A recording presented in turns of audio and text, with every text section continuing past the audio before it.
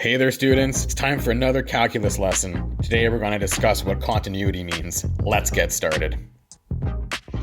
All right, guys. So right now we're going to be going over what makes a function continuous at an x value and what the criteria for that continuity is. Because understanding what the criteria of continuity is going to basically help you figure out what a function looks like and how to relate the limit of a function to an actual point on a function. So let's look at the x value a here. So over here, I can safely say that for this function here, which I'll just call this function f of x. So for the function f of x, at this point a here, I can say that the function is continuous when x is equal to a. And that's because of three things. Here are the three criteria for continuity. The first criteria is that the limit of the function as x approaches as x approaches this x value here, which I'm just calling a, exists. And the limit exists because if I were to kind of break things down, we learned last time that a limit exists if the function approaches the same y value from the left and the right. So let's just maybe call the y value at this point is at c. So over here, the limit of the function as x approaches that value a from the left, that's what the minus sign is for, is equal to c. And that's because if I follow my pencil and I approach the point from the left, I hit c.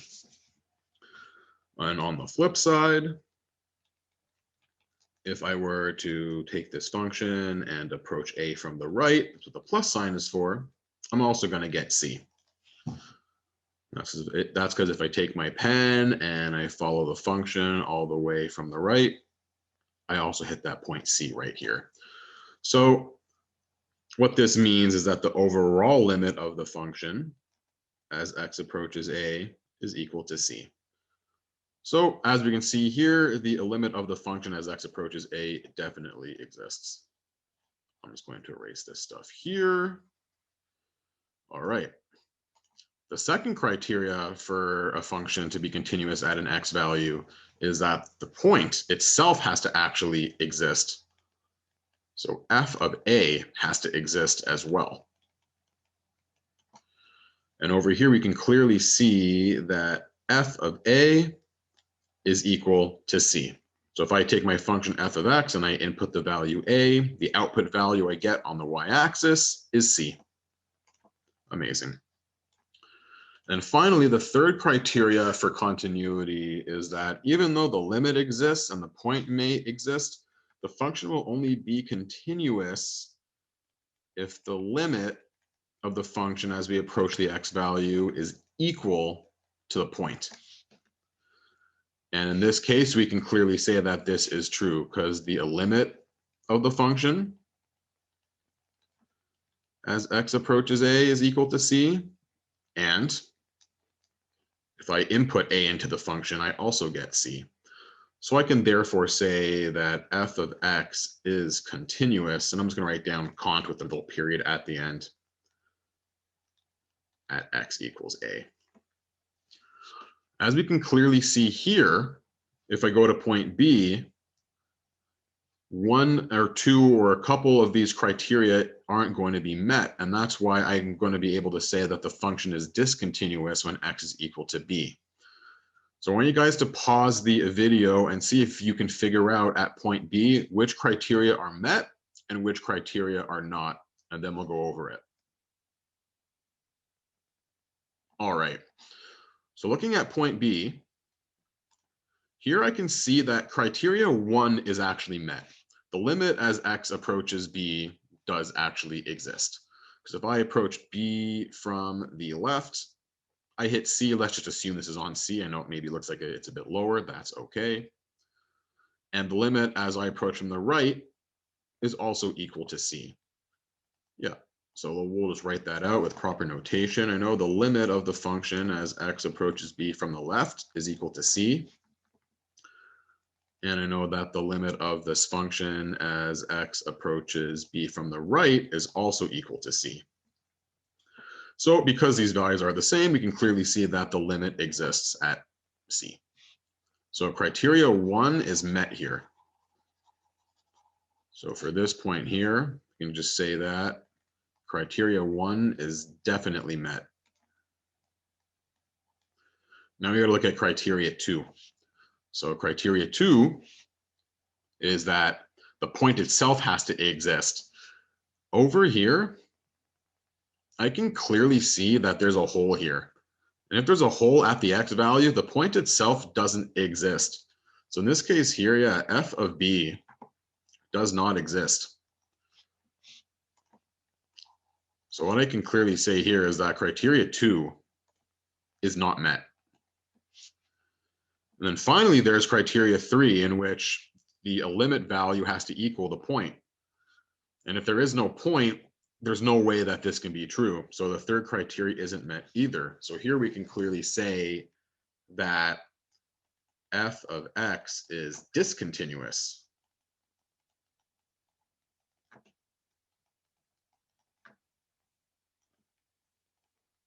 at x equals b. And that just summarizes the criteria of continuity, and it kind of shows us how we can tell if the function is continuous at an x value or discontinuous at an x value. What we're going to do now is we're going to go over all the different types of discontinuities that can occur on a function and how they relate to the 3 criteria and which ones that they violate. And then we're going to make a little bit of a summary of all those types of discontinuities. All right.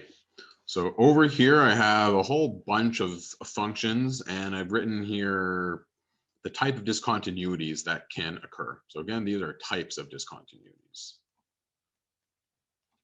Types of discontinuities. So there can be a jump discontinuity, there can be an infinite discontinuity, and there can be a removable discontinuity. So what we're going to do is, for each of these examples here, we're going to see what's going on with criteria 1 of continuity, criteria 2, and criteria 3. So looking back, we know that the 3 criteria are that the limit has to exist, the point has to exist, and the limit and the point have to be equal to each other as well. So over here, for this example here on this piecewise function, and we call this a piecewise function because essentially it's 2 different functions cut into pieces and then pasted onto the graph, one piece here and one piece here. We're going to notice that when we go from one piece to the next, the y value jumps to something else. So over here, I can clearly say that criteria 1 is not met. Because if I were to take the limit of this function here as x approaches the value a, from the left side, I'm approaching this hole, which is at some y value down here. From the right side, I'm approaching this point, which is on some y value up here. So obviously, from the left side and the right side, we don't come to the same y value. So we can say here that the limit of the function as x approaches a does not exist. So criteria 1 is not met. So I don't even need to check the other 2 criteria. Because criteria 1 has already been failed, I can say that this function is discontinuous. But we'll go over the other criteria anyways. So here the point does exist. There is a hole here at the x value, but there is a point solid up here. We can say that f of a exists. But then clearly if the limit doesn't exist but the point does, because the limit doesn't exist, there is no way that the limit equals a point. So I can clearly say that this is discontinuous.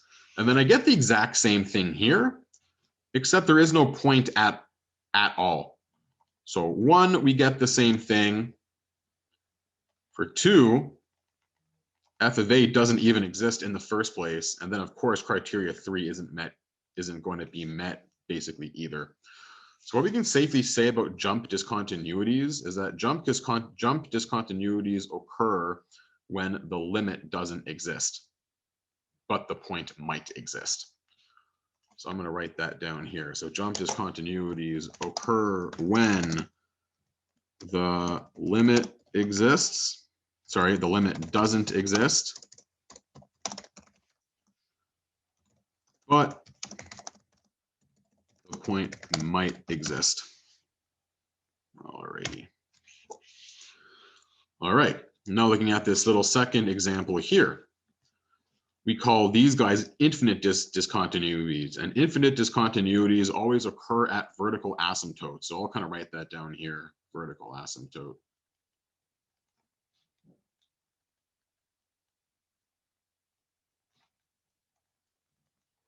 All right, so what's happening here is when we have an infinite discontinuity, depending on which way the function approaches from either side of the asymptote, it's possible that the limit might exist or might not exist.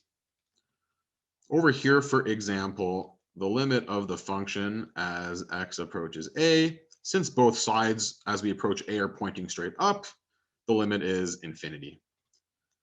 However, for this other example here, if you look on either side of the asymptote, one end's going up and one end's going down. So we can clearly say here that the limit of f of x as x approaches a does not exist.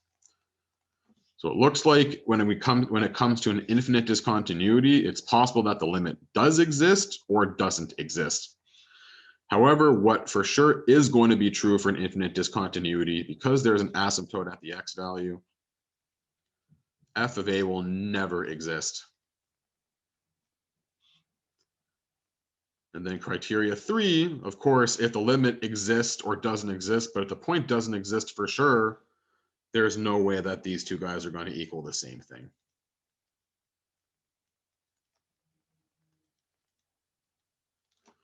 So you can say that infinite discontinuities occur when the point does not exist due to a vertical asymptote.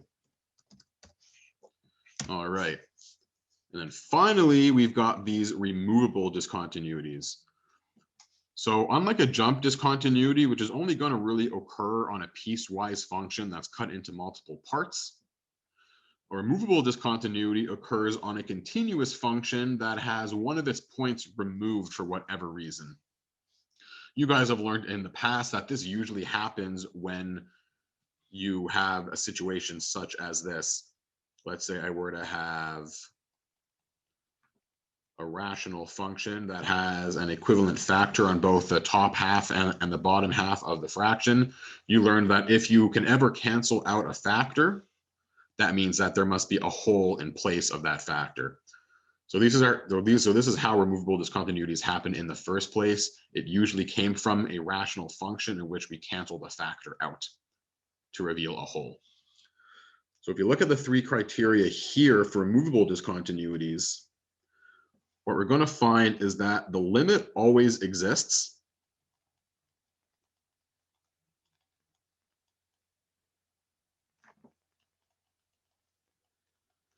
Then what we're going to find is that the point could or might necessarily could not exist as well. So in this example here, the point does not exist. However, in that example there, it does exist. So so basically, depending on what's happening, or either way, the limit's going to exist. However, the point may exist or may not exist. And then when it comes to criteria 3, over here, there is no point. So of course, the limit cannot be equal to the point. However, for this second example here, the limit exists, the point exists, but they're just not equal to each other. And that's what the third criteria is. Even if the limit and the point both exist, they need to be equal to each other, and that's not what's happening here.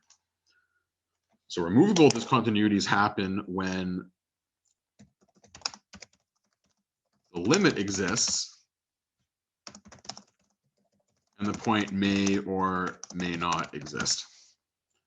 And again, this usually happens on rational functions